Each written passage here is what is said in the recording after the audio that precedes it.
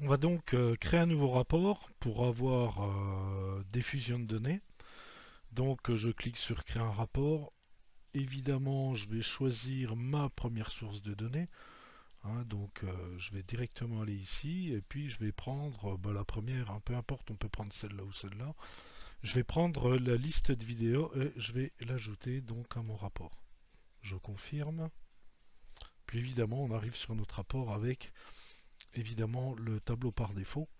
Mais moi, ce qui m'intéresse, c'est d'avoir la fusion des deux sources de données. Donc, je vais cliquer ici sur combiner les données, qui va me permettre justement de les fusionner. Alors, je vais ouvrir un peu plus grand. Vous voyez, là, vous avez la première source de données.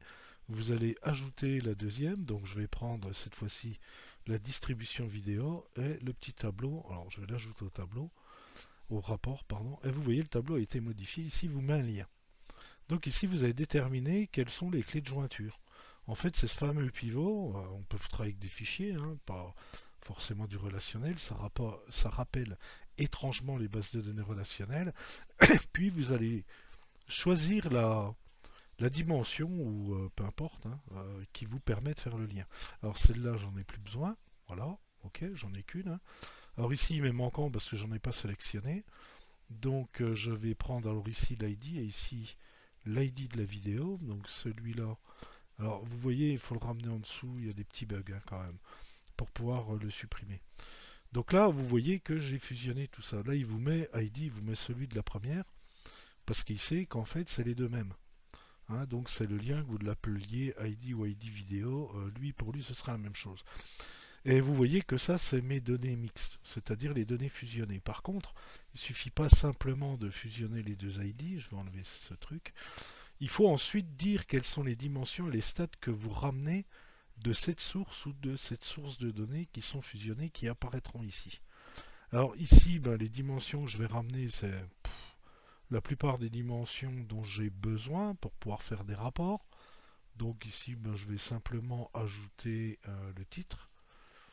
Ensuite, je vais prendre l'année, je vais prendre la durée, je vais prendre l'image, et puis le synopsis qui pourrait m'intéresser.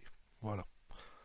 Et puis vous voyez ici, il y a le record count, je vais le laisser. Bon, il apparaîtra deux fois. On verra plus tard comment on fait pour recalculer des indicateurs sur des données fusionnées.